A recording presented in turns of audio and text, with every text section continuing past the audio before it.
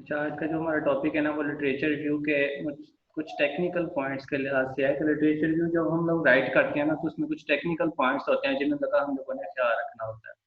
मतलब वो एक लिटरेचर रिव्यू के अंदर वो पॉइंट्स होने चाहिए, तभी आप लोग एक कंप्लीट एक सक्सेसफुल रिसर्च की तरफ जा सकते हैं। मतलब जब आप एक टॉपिक डिसाइड कर लेते हो किसी के ऊपर काम करना है तो उससे उसके ऊपर काम करने से पहले सबसे पहले आप लोगों ने उसके बारे में एक इंट्रोडक्शन और उसका लिटरेचर रिव्यू लिखना होता है। अब जब आप लोग ये लिटरेचर रिव्यू राइट करते हो तो अगर आप लोग इन पॉइंट्स का ख्याल रखते हो तो मतलब आप एक सक्सेसफुल वे अडॉप्ट कर रहे हो। अगर आप इन पॉइंट्स का ख्याल नहीं रखते तो बस पूरे वो एक हवा में तीर चलाने वाली बात होती है।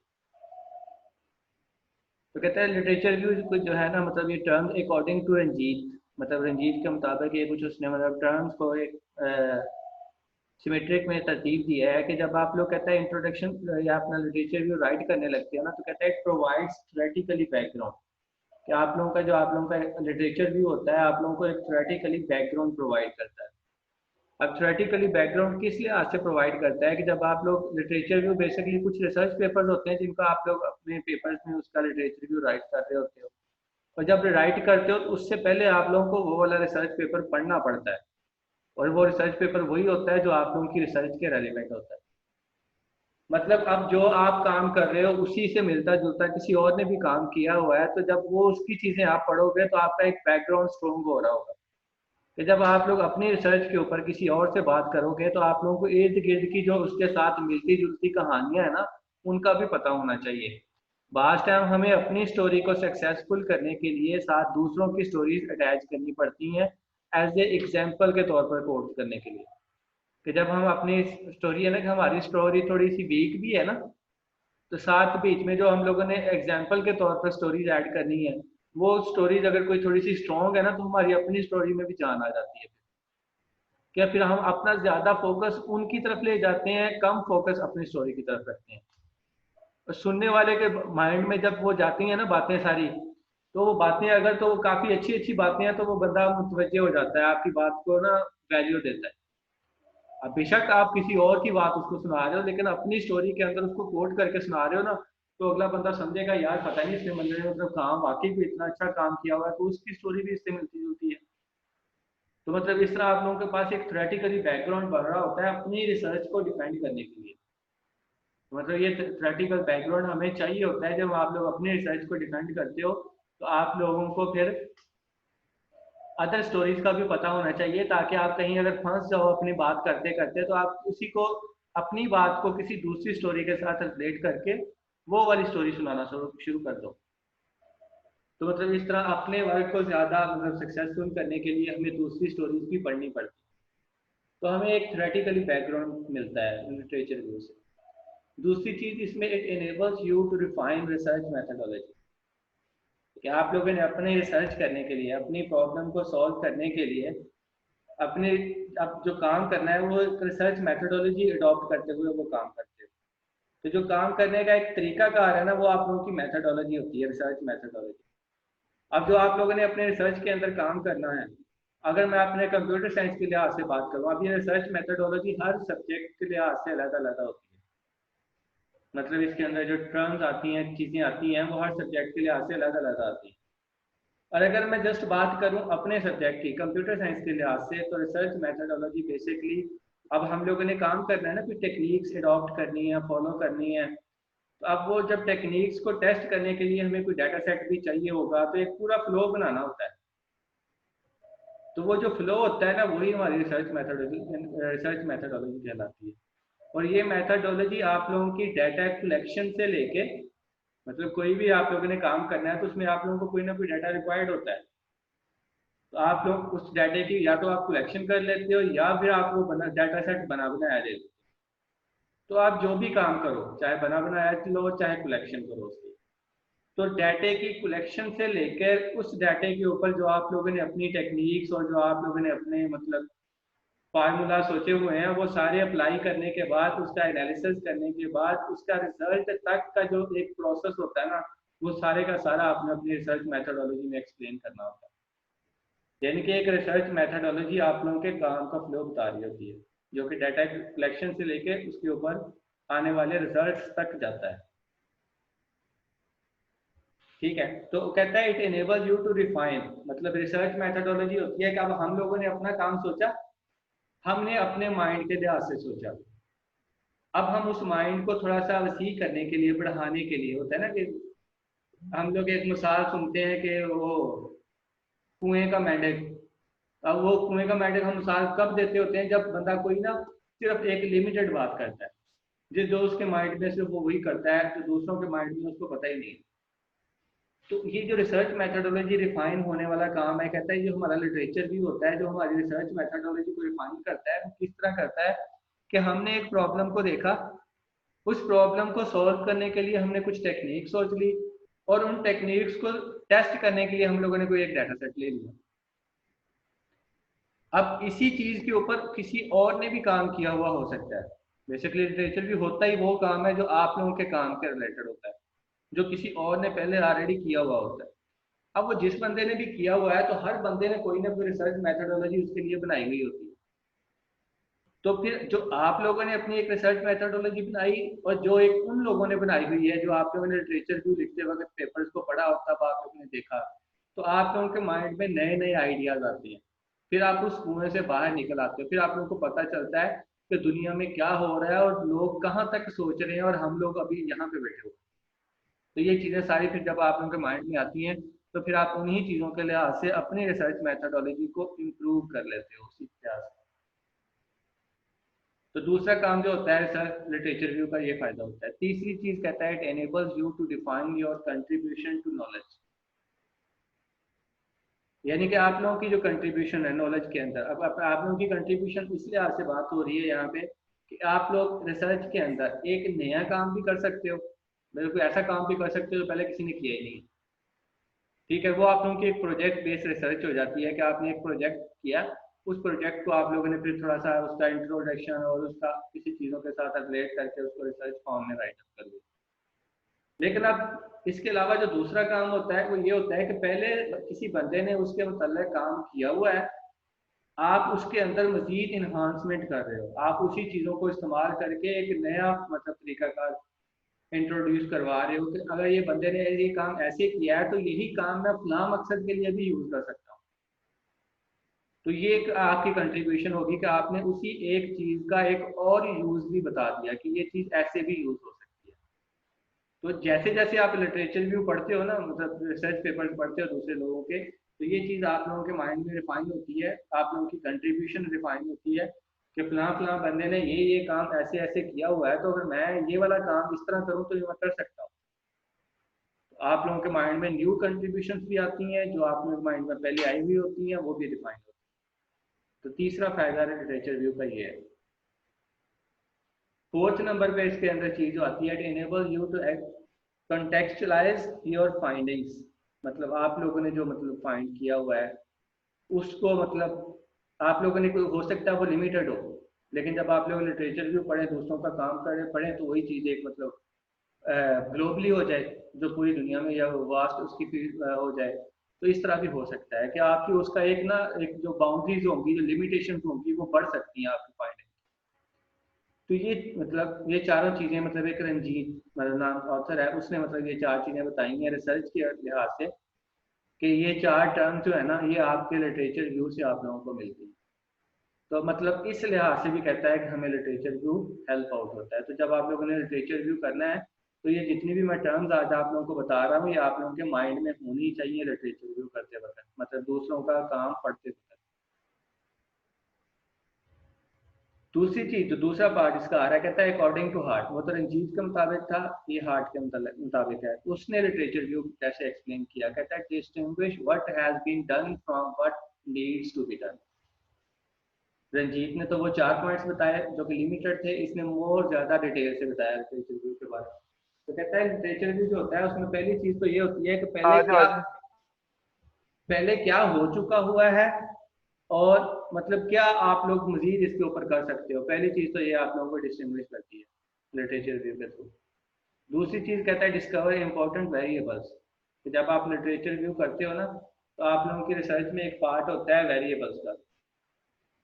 ठीक है, वो वेरिएबल जिनको आप लोगों ने अपनी रिसर्च के अंदर यूज करना होता है अपने काम के लिए। अब वेरिएबल से मुराद ये है कि आप जैसे आजकल मतलब वो एक मेडिकल फील्ड के अंदर कंप्यूटर साइंस का इस्तेमाल आजकल बहुत हो रहा है।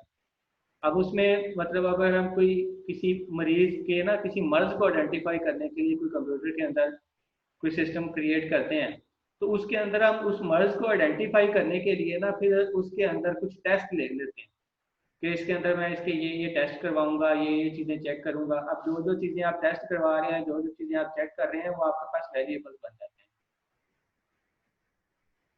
तो आपने जब किसी और का काम पढ़ना है तो ये वेरिएबल्स आप लोगों को आइडेंटिफाई करने में वो हेल्प आउट करता है कि फलां बंदे ने फलां काम किया था, तो उसके अंदर भी ये चीज़ें इसकी यूज़ हो रही थी, तो उसने इस चीज़ में से इन इन चीज़ों को एज ए वेरिएबल के तौर पर कंसीडर किया। तो वो चीज़ें मेरे पास भी इस्तेमाल हो रही हैं, तो मैं भी उनको एज ए वेरिएबल के तौर पर कंसीडर कर सकता हूँ। तो आप लोगों को ये अपने वेरिएबल आइडेंटिफाई करने के लिए भी हेल्प आउट करता है। दूसरी चीज़ लिटरेचर व्यू में ये आती है। तीसरी चीज़ आती है synthesize and gain a new perspectives, कि आपको ना पता चलता है कि पहले लोगों ने क्या क्या काम कर लिया हुआ है और क्या क्या कर रहे हैं और वो किस तरीके से कर रहे हैं, और आप उसको किस तरीके से कर सकते हैं। अगर इस तरीके से फलां फलां बंदे ने कर लिया हुआ है, तो फिर मैं इसको इस तरीके से करूँ तो ये मेरे लिए एक नया मेथड होगा। तो आप इस तरह एक न्यू पर्सपेक्टिव आप लोग आइडेंटिफाई कर सकते हो लोगों का काम पढ़ के, कि इसके अंदर क्या क्या काम पहले हो चुके हैं और मैं किस तरह कर सकता हूँ। आप लोगों की जो पर्सपेक्टिव होंगी वो न्यू होंगी।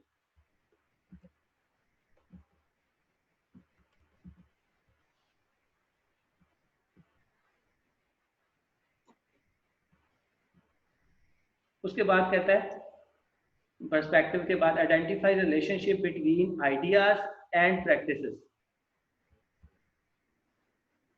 अब जो आप लोगों के identify relationship between ideas and practices के, जो आप लोगों ने एक आइडिया सोचा और जब आप लोगों ने उसको इम्प्लीमेंट किया और उसकी प्रैक्टिस की, तो जब आप लोग काम करोगे तो जो चीज़ आप लोगों को तब पता चल रही है ना, वो आप लोग पहले ही मालूम कर सकते हो लिटरेचर व्यू के अंदर। लिटरेचर व्यू आप लोग अपने से रेलिवेंट जो पेपर होते हैं वही पढ़ते होते हैं, और उसके अंदर जो आप लोगों का आइडिया होता है उसके रेलिवेंट काम हुआ हुआ होता है। तो आप उसका काम देख के ये पहले से उनके दरमियान रिलेशनशिप आइडेंटिफाई कर लेते हो कि फलां बंदे का ऐसा आइडिया था और उसकी प्रैक्टिस जब उसने की तो उसका ये रिजल्ट निकला, तो मेरे भी कुछ ऐसे ही रिजल्ट होंगे। ठीक है। अब यहाँ पे एक और बात भी आप लोगों को बताने वाली है कि जब आप कोई ऐसा आइडिया सोच लेते हो जिसके ऊपर पहले से काम हुआ हुआ है, ठीक है, और आप लोग भी उसके ऊपर काम कर सकते हो, लेकिन क्या है कि जो उसने प्रैक्टिस की है ना अपने आइडिया के ऊपर, और प्रैक्टिस करते वक्त उसके जो रिजल्ट्स आए हैं, आप लोगों के रिजल्ट्स उससे इम्प्रूव होने चाहिए। मतलब उसके रिजल्ट अगर 80% है तो आपके 90% होना चाहिए। तो आप वही काम सेम काम कर सकते हो, बशर्ते कि आप लोगों के रिजल्ट अगर उसकी निस्बत इम्प्रूव हो रहे हैं। मतलब हर बंदे का काम करने का तरीकाकार अलग अलग होता है। हो सकता है उसकी प्रैक्टिस मतलब थोड़ी वीक हो, आपकी प्रैक्टिस स्ट्रांग हो, तो आपके रिजल्ट ज़्यादा अच्छे आ जाए। तो इसलिए जो पहले से काम हुआ हुआ है आप वो भी कर सकते हो, लेकिन शर्त यह है कि आपके रिजल्ट उसकी निस्बत इम्प्रूव होने चाहिए। Establish the context of A topic और प्रॉब्लम। आप लोगों को मतलब अपने टॉपिक के और अपनी यानी कि प्रॉब्लम। अब ये ना यहाँ पे तीन वर्ड्स आते हैं, टॉपिक, प्रॉब्लम, रिसर्च गैप। तीनों वर्ड आपस में लॉजिकली एक दूसरे के साथ इंटरलेट करते हैं। टॉपिक भी वही होता है जो आपने काम करना है, प्रॉब्लम भी वही होती है जो आपने काम करना है, और रिसर्च गैप भी वही होता है जो आपने काम करना है। यानी कि प्रॉब्लम स्टेटमेंट बतानी है तो आप वही चीज़ बताओगे कि मैं ये काम करना चाह रहा हूँ, मुझे ये लगता है कि यहाँ पे ये फ्लॉज है। रिसर्च गैप को पूछता है तो वो भी आपकी प्रॉब्लम स्टेटमेंट ही है। अब हेडिंग चेंज हो जाती है, कहीं प्रॉब्लम स्टेटमेंट की हेडिंग आ जाती है, कहीं रिसर्च गैप की हेडिंग आ जाती है, लेकिन काम दोनों के अंदर सेम ही होता है। उसके बाद कहता है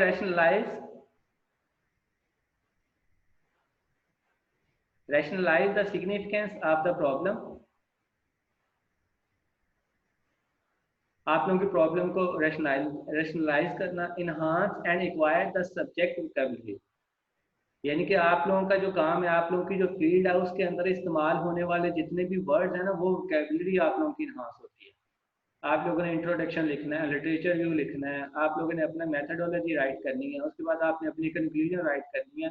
तो ये सारा कुछ आप लोगों को राइट करने के लिए वर्ड्स चाहिए होंगे। वो वर्ड्स आप लोगों को कहाँ से मिलेंगे? जब आप लोग दूसरों के पेपर्स पढ़ोगे।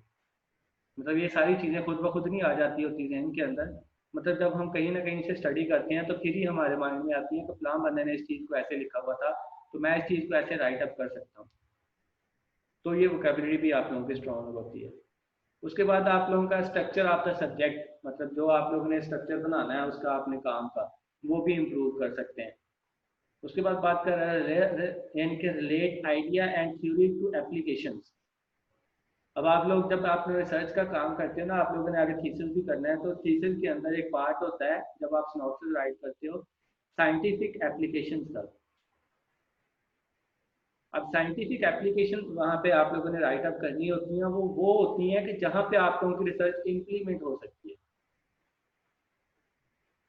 मतलब ये जो आप लोग काम कर रहे हो, जो आइडिया आप लोग प्रोवाइड कर रहे हो, ये किस किस एप्लीकेशन के अंदर इस्तेमाल हो सकता है, इससे मुराद ये होता है। इससे मुराद ये नहीं है साइंटिफिक एप्लीकेशन के अंदर कि आप लोगों के काम को यूज करते हुए एप्लीकेशन कौन सी बनी हुई है, बनी हुई नहीं, बन सकती हैं कि ये एप्लीकेशन है, इनके अंदर ये मेरा काम इस्तेमाल हो सकता है, उनके अंदर इसका तरीक़ेकार को इम्प्लीमेंट किया जाए तो एक रियल लाइफ की एप्लीकेशन बन जाएगी और लोग उसको इस्तेमाल कर सकेंगे। तो कहता है रिलेट आइडिया, जो आप लोगों का आइडिया है फिर इस तरह उन एप्लीकेशन की तरफ रिलेट करवाना, ये साइंटिफिक एप्लीकेशन होता है। तो ये एक पार्ट होगा आप लोगों के थीसिस के सिनॉप्सिस के अंदर। तो ये चीज़ें भी आप लोगों को फिर आप लोगों के लिटरेचर व्यू से ही मिलती हैं जब आप लोग दूसरों का काम पढ़ते हो। उसके बाद बात कर रहा है identify the main methodologies and research techniques. Methodologies और रिसर्च टेक्निक जो आप लोगों ने फॉलो करनी है या यूज़ करनी है, उनके बारे में भी आप लोगों को आइडिया होता है कि उनको दूसरे लोगों ने कैसे यूज़ किया हुआ है, आप कैसे यूज़ कर रहे हो, आप उनसे कितना अच्छा करके उसको यूज़ कर सकते हो, आपके रिजल्ट भी फिर उतने ही अच्छे आएंगे। उसके बाद बात कर रहा है place the research in a historical context and show familiarity with up to date development. अभी हिस्टोरिकल कॉन्टेक्स्ट से मुराद उसका टाइम पीरियड होता है, मतलब फलां बंदे ने मतलब कौन सा काम का कैसे किस मकसद के लिए कहाँ पे किसके लिए किया, वो एक मतलब जब हमारी रिसर्च होती है तो इसमें हिस्टोरिकल पॉइंट यही होता है कि वो किस ड्यूरेशन के लिए हुआ। आप लोगों ने जो डाटा सेट लेना होता है वो भी एक हिस्टोरिकल पॉइंट ऑफ व्यू से होता है कि आप जो काम कर रहे हो वो किस मतलब आप डाटा सेट लेते वक्त आप लोगों ने ख्याल रखना होता है कि वो डाटा सेट कितना पुराना है। वो डाटा सेट भी आप लोगों का अप टू डेट ही होना चाहिए जो आप लोग अपने रिसर्च के लिए इस्तेमाल कर रहे हैं। तो इस लिहाज से ये हिस्टोरिकल कॉन्टेक्स्ट की बात कर रहा है कि आप लोगों ने अप टू डेट जो चीज़ें हैं उनके मुताबिक आप लोगों ने काम करना है।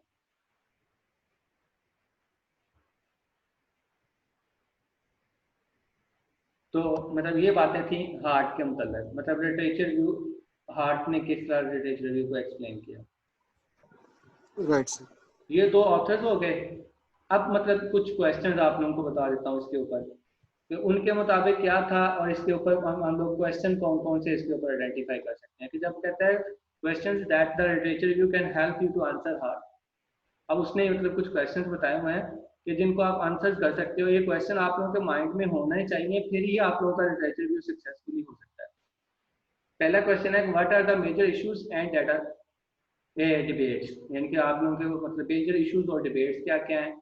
What are the epistemological grounds for the discipline. अब जो ये एपिस्टेमोलॉजिकल ग्राउंड्स की बात कर रहा है ना, ये बात ये होती है कि आप लोग कुछ ओपिनियंस होती हैं, आप लोगों की परसेप्शंस होती हैं, और कुछ आप लोगों की रियल इम्प्लीमेंटेशन होती है। तो कहता है आप लोगों ने अज्यूम क्या किया और आप लोगों के फिर उसके मुताबिक रिजल्ट क्या है, वो चीज़ भी आप लोगों को इससे मिलती है। मतलब इस तरह के आप लोगों के माइंड में क्वेश्चन होने चाहिए कि किसी बंदे ने क्या अज्यूम किया था, उसके क्या रिजल्ट आए थे, क्या उसकी एजम्पशंस के मुताबिक उसके रिजल्ट आ रहे थे कि नहीं आ रहे थे। अब ये जो अज्यूम या एजम्पशंस वाली मैं बात कर रहा हूँ, ये आप लोगों की रिसर्च के अंदर एक पार्ट होता है हाइपोथेसिस का, उसमें ये चीज़ आप लोगों की आती होती है। हाइपोथेसिस के अंदर आप लोग एक हाइपोथेसिस प्रपोज करते हो कि ये काम ऐसे हो भी सकता है, मतलब जैसे होती है ना प्रोबेबिलिटी होती है, मतलब कोइन को हम लोग करते हैं और उसकी प्रोबेबिलिटी हेड या टेल की होती है। हम एक मतलब फिर एक अज्यूम कर लेते हैं, अगर जब उसने उसको रोल किया तो उसके ऊपर वाला जो हिस्सा अगर हेड था, हम अज्यूम कर लेते हैं जब ये नीचे गिरेगा तब भी हेड ही होगा। अगर ऊपर वाला हिस्सा टेल था तो जब ये गिरेगा तब भी टेल होगा। अब हम लोगों ने जस्ट अज्यूम किया, अब वो हो भी सकता है नहीं भी हो सकता, जरूरी नहीं वो होगा। तो यही हमारा हाइपोथेसिस होता है।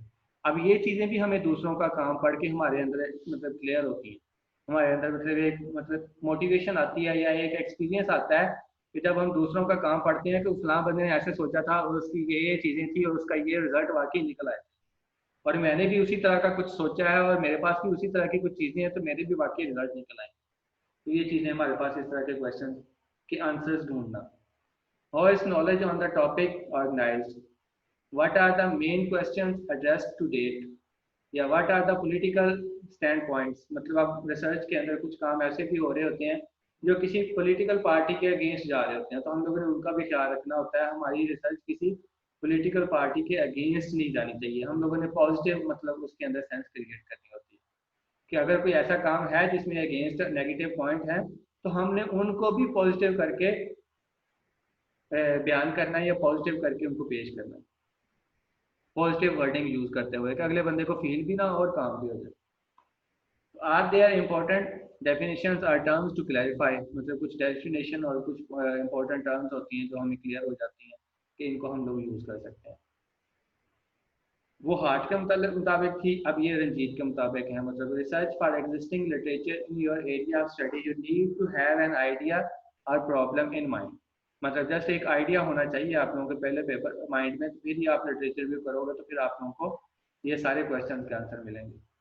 तो रिव्यू द लिटरेचर सिलेक्टेड, कि जब आप लिटरेचर रिव्यू करते हो तो इससे पहले आप लोगों ने अपने जो आप लोगों के माइंड में आइडिया होता है ना उसके मुताबिक पहले आप लोगों ने सिलेक्टेड पेपर निकालने हैं कि जो पेपर वाकई आप लोगों के आइडिया के मुतल्लिक हैं। आप लोगों ने वो पेपर्स पहले शॉर्ट कर लेने हैं, फिर उनके ऊपर लिटरेचर रिव्यू करना है। पहले से ही सारे पेपर्स को पढ़ना नहीं शुरू कर देना, मतलब जैसे जैसे पेपर मिलते जा रहे हैं आप उसको शुरू से लेकर एंड तक पढ़ रहे हो, नहीं। पहले से आप लोगों ने जस्ट दो काम करने हैं, पेपर का टाइटल देखना है, कीवर्ड्स देखने हैं और उसका अब्स्ट्रैक्ट देखना है। सिर्फ तीन चीजें देखनी है, इन तीन चीजों से हमें पता चल जाता है कि ये पेपर हमारे रेलिवेंट है कि नहीं। अगर इनसे भी नहीं पता चल रहा तो इंट्रोडक्शन का आखिरी एक पैराग्राफ पढ़ लेना, उससे भी पता नहीं चल रहा तो एट द एंड पे ना हर पेपर के कुछ कंक्लूजन होती है, रिजल्ट डिस्कस किया होता है उसने अपना, तो वहां पे जाके उसको पढ़ लेना। तो ये कुछ पार्ट्स होते हैं रिसर्च पेपर के जहाँ से हमें आइडिया हो जाता है कि पेपर हमारे रेलिवेंट है।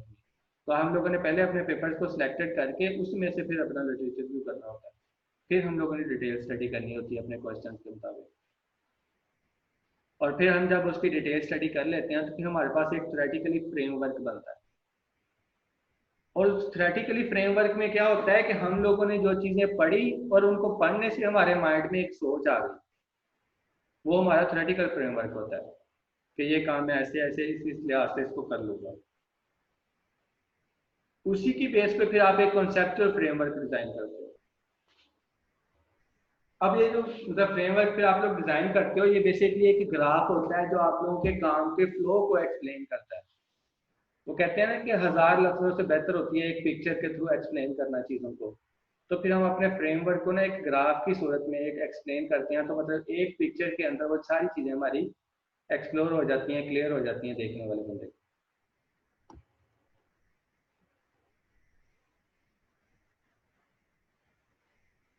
और उसके बाद according to William the literature you will need to be carried out in 4 major directions. मतलब ये 4 डायरेक्शन बता रहा है विलियम। कहता है रिसर्च थ्योरी एंड फिलॉसफी, मतलब जो रिसर्च की आप लोगों की एक थ्योरी होगी। Intellectual context of your research, आप लोगों की रिसर्च का कॉन्टेक्स्ट बयान करती है। और historical of development in your subject, कि आप मतलब हिस्टोरिकल क्या डेवलप कर रहे हो जिसकी आगे हिस्ट्री होगी, जिसको लोग याद करेंगे अपने सब्जेक्ट के अंदर, मतलब ऐसा क्या काम करना चाह रहे हो। और तीसरी डायरेक्शन है latest research and development in your subject, और आप लोगों के काम के अंदर लेटेस्ट क्या है जो पहले नहीं हुआ हुआ। ये चीज़ें भी आप लोगों के लिटरेचर व्यू से ही पता चलती है। अब यहाँ पे ना इस चीज़ के अंदर अब यहाँ पे एक चीज़ होती है कि ये लिटरेचर व्यू के अंदर हम वही काम लिखते होते हैं जो पहले से हुआ होता है। अब यहाँ पे फिर कुछ लोग क्या करते हैं कि वो काम जो वो खुद कर रहे होते हैं ना, जो पेपर उसके ज़्यादा रेलिवेंट होता है वो अपने लिटरेचर व्यू में शामिल ही नहीं करते, क्योंकि जब लिटरेचर व्यू में शामिल करेंगे तो किसी और बंदे की नज़रों में वो पेपर आ जाएगा, उसको पता चल जाएगा कि ये काम तो पहले से हुआ हुआ जो ये बंदा कर। और मतलब फोर्थ डायरेक्शन ये है कि रिसर्च मेथड्स, प्रैक्टिकल टेक्निक्स, मतलब कुछ काम होते हैं जो हम प्रैक्टिकली खुद करके दिखाते हैं, फिर उनको अपने पास रिसर्च फॉर्म में राइट कर लेते हैं। कुछ काम होते हैं जो हम पहले से हुए हुए होते हैं, लेकिन उसमें हम लेटेस्ट कुछ इन्हांस कर रहे होते हैं, और कुछ होते हैं कि जो हम हिस्टोरिकली पॉइंट ऑफ व्यू से कुछ डेवलप कर रहे हैं। और चौथे नंबर पे जो है हमारे पास कोई थ्योरेटिकली फिलोसफी होती है, जो हम थ्योरेटिकली जस्ट एक्सप्लेन करते हैं उसको, हम कोई उसको प्रैक्टिकली करके नहीं दिखाते।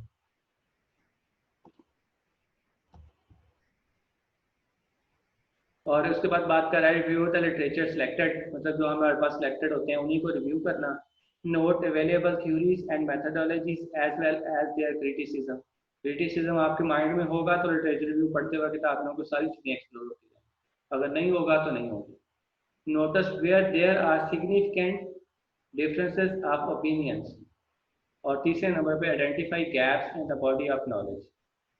जब आप लोगों को ये गैप मिल जाता है ना, तब आप कह सकते हो कि मैं आप अपने रिसर्च के ऊपर काम कर सकता हूँ। मेन चीज इसके अंदर रिसर्च गैप या आप लोगों की प्रॉब्लम स्टेटमेंट होती है, वो यही दो चीजें होती हैं main.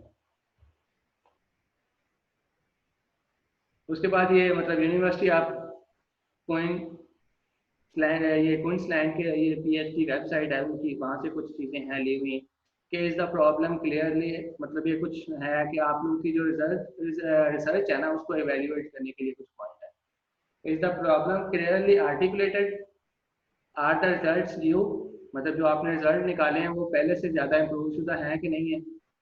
Was the research influential, यानी कि वो अफेक्टेड भी है कि नहीं है, वो उसका कोई इफेक्ट होगा कि नहीं होगा। सैम्पल वाज यूज्ड, और कन्वेंसिंग द आर्ग्यूमेंट्स, मतलब जो उसने आर्ग्यूमेंट पेश किए वो उनके ऊपर वो कन्वेंस भी कर सकता है अगले बंदे को, नहीं कर सकता।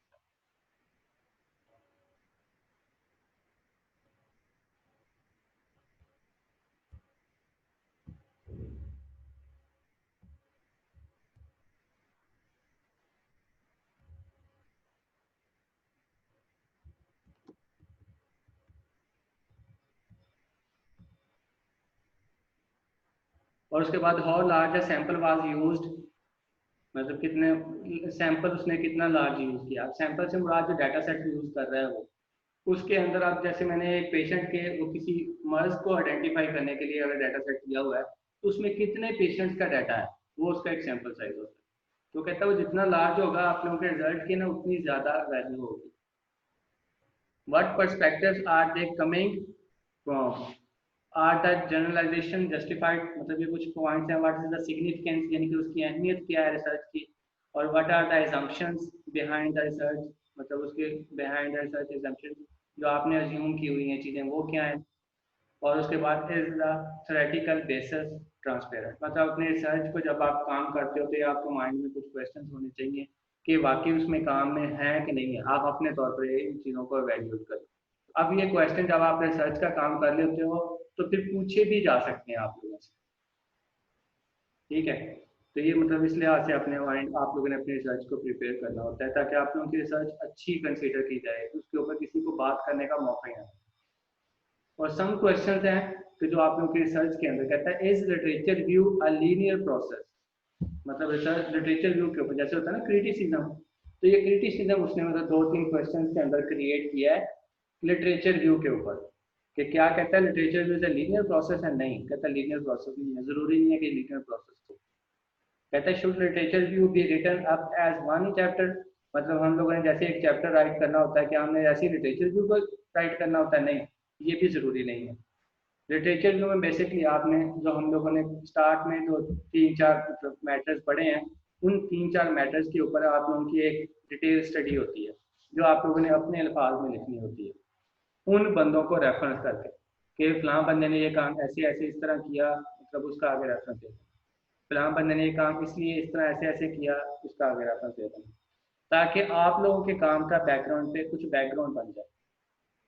तीसरा उसने क्वेश्चन क्या है, should literature view include critical analysis. Yes, हाँ ये होना चाहिए कि आपके लिटरेचर व्यू के अंदर क्रिटिकल एनालिसिस होना चाहिए कि आप लोगों ने जब दूसरों का काम करना है, पढ़ना है, पढ़ के अपने पास लिटरेचर व्यू राइट कर लेना है, तो उस लिटरेचर व्यू के एट द एंड पे आप लोगों ने कोई एक ऐसा एनालिसिस भी राइट करना है जिससे उस बंदे को पता चले, पढ़ने वाले को, कि इसने क्रिटिकली क्या एनालिसिस किया है इन तमाम लोगों को पढ़ के। जैसे होता है ना कि हम कुछ कंक्लूड करते होते हैं, फलां बंदे की भी बात सुन ली, उसकी भी बात सुन ली, उसकी भी बात सुन ली और एट द एंड पे कुछ कंक्लूड कर लिया। तो इसी तरह हम लोगों ने भी लिटरेचर रिव्यू करने के बाद एक क्रिटिकल एनालिसिस पेश करना होता है, जिससे हमारा पता चलता है अगले बंदे को वाकई बंदे ने लिटरेचर रिव्यू खुद राइट किया। बाकी ये सोर्सेज हैं तो आप लोगों की अपनी खुद स्टडी के लिए। और उसके बाद ये रीडिंग और राइटिंग की कुछ टर्म्स हैं कि जब आप रीडिंग करते हो तो आप लोगों ने ख्याल रखना होता है इन चीज़ों का। अब ये जो ख्याल रखने वाली बात है, ये हमारे पास गोल्स की फॉर्म में आते होते हैं। तो ये गोल्स आप लोगों ने अपनी रिसर्च के अंदर भी लिखने होते हैं। तो यहाँ से आप लोगों ने एक फिक्रों का आइडिया लगा लेना है, यहाँ पे उन्होंने गोल्स कैसे लिखे हुए हैं और आप लोगों ने गोल्स कैसे लिखे हैं। अब जैसे उसने यहाँ पे लिखे है, according to William the goals of the reading are to review a text. इनका पहला गोल होता है कि टेक्स्ट को रिव्यू करना, to use context clues and dictionary. अब जिस जैसे उसने लिखा हुआ है ना, टू का वर्ड यूज करते हुए आप लोगों ने भी अपनी रिसर्च के कुछ गोल्स लिखने होते हैं और वो आप लोगों ने ऐसे ही लिखने होते हैं टू का वर्ड यूज करते हुए कि भाई इसका फायदा क्या होगा। अब लिटरेचर रिव्यू का क्या फायदा होता है, कि टेक्स्ट को रिव्यू करना। दूसरा उसने कॉन्टेक्स्ट क्लूज, मतलब जहाँ से हमें क्लूज मिलते हैं जो वो to identify and mark important ideas, मतलब नए नए आइडियाज को मार्क करने के लिए और ढूंढने के लिए हम लोग रिसर्च करते हैं। तो ये सारे हमारे गोल्स होते हैं ना। तो जैसे उसने टू का लफ्ज यूज करते हुए अपने गोल्स लिखे हुए हैं, ऐसे ही आप लोगों ने अपने रिसर्च के भी गोल लिखने होते हैं टू का वर्ड यूज करते हैं। तो ये भी आप लोगों के सिनॉप्सिस का, थीसिस के सिनॉप्सिस का एक पार्ट होता है गोल्स वाला। तो आप लोगों को थीसिस के जो सिनॉप्सिस आप लोगों ने तीसरे सेमेस्टर में लिखना है, उसके मैं 3 पार्ट्स आज आप लोगों को बता चुका हूँ। एक गोल्स लिखने वाला, एक हाइपोथेसिस लिखने वाला, और एक रिसर्च मेथडोलॉजी लिखने वाला, और एक उसमें होता है रिसर्च गैप और प्रॉब्लम स्टेटमेंट। यानी कि जो आप लोगों की प्रॉब्लम क्या है, रिसर्च गैप क्या है जिसके ऊपर जिसको आप लोगों ने सॉल्व करना है। तो वो प्रॉब्लम स्टेटमेंट या रिसर्च गैप एक ही चीज़ होती है, बस वो हेडिंग चेंज हो जाती है तो उनके दरमियान कंफ्यूज नहीं होना। तो ये 4 चीज़ें मैंने आप लोगों को बताई हैं, ये 4 चीज़ें आप लोगों के थीसिस के सिनॉप्सिस में आनी है। आगे मजीद भी है, to help remember something, to keep a permanent record, to help in your planning, to, मतलब ये सारे मतलब गोल्स लिखे हुए हैं हमारे लिटरेचर के। तो इसी तरह आप लोगों के रिसर्च के भी गोल्स होते हैं जो आप लोगों ने अपने सिनॉप्सिस में लिखे थीसिस के। तो इसलिए आप लोगों ने ये देख लो, जैसे उसने लिखे ना टू का वर्ड यूज करके उसका फायदा लिखा हुआ है, इसी तरह आप लोगों ने भी अपने गोल इसी तरह लिखने हैं, टू का वर्ड यूज करते हुए अपनी रिसर्च का फायदा लिखना है। यहाँ तक हमारा मतलब ये चीज़ें एंड हो जाती हैं। अब यहाँ से किसी को क्वेश्चन है तो वो पूछ